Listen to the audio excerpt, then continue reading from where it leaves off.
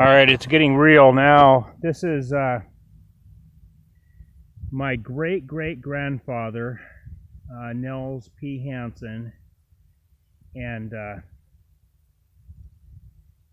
he's the father of my great-grandmother, Josie Bresky.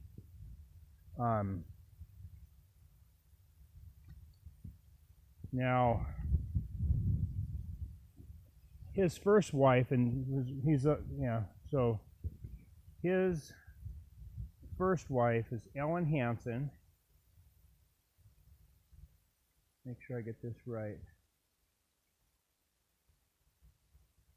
Yeah, so Ellen Hansen, she only lived to 29 years old. Looks like 29 or 30 years old.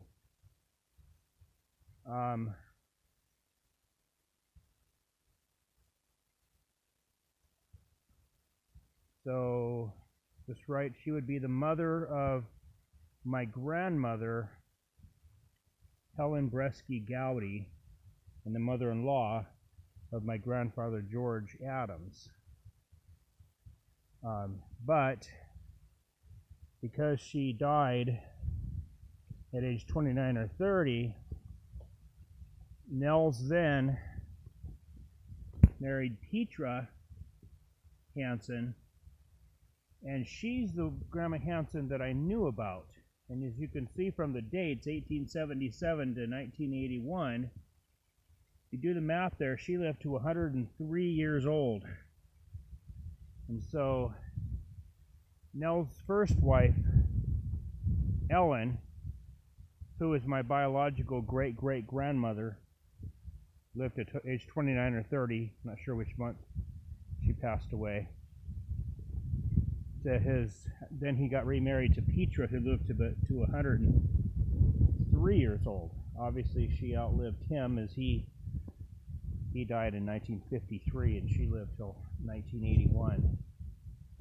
And they have some other family here. A son that they named Nels as well, and a daughter Stella, and another son named Carl. This is really, I can't express how cool this is to me, to see these graves. Oh my goodness.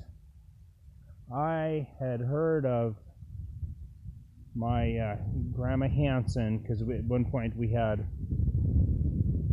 6 generations in our family with her, and then my great-grandma Bresky, that'd be Josie, and my Grandma Helen, who is my dad's mother, and then my Aunt Carol, Helen's daughter, and then my cousin Scott, who is Carol's son, and then Scott's first child. The name escapes me right at the moment. So, but there was 6 generations alive all at the same time, and but I never knew. What I didn't know until like literally last week or 2 weeks ago, maybe, is that Ellen Hansen was my biological great-great-grandmother. I never knew she existed.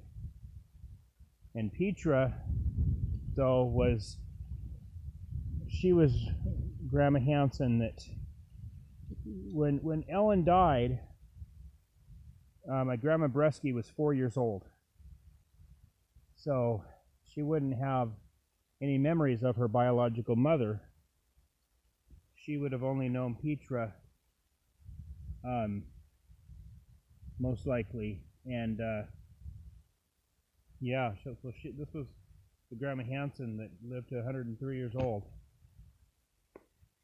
I'm related to a lot more people in this cemetery. I was talking with my Aunt Barb last week, and she was telling me a bunch of others. And someday I'm going to come back, and I'm going to have done more research and find more of them. But this is little tiny cemetery out north of Catherine, North Dakota, which is just, I don't know what the population of Catherine is, but if it's 100 people, I'd be surprised.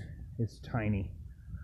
I drove through it and had to, there's a road closure, so I had to stop into a little saloon and ask directions to the cemetery here because I had to take a detour around this gravel road. But anyway, this was the original site of Sheyenne Valley Church, which burnt down in 1976. The church was destroyed by fire.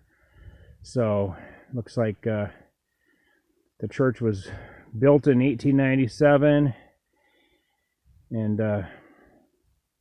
obviously destroyed by fire in 1976. So this is like so cool to me. This tiny little cemetery and that history right there just blows me away. Oh my goodness. So I will all right, I'm going to stop this now and I'm headed up, making my way north to Valley City.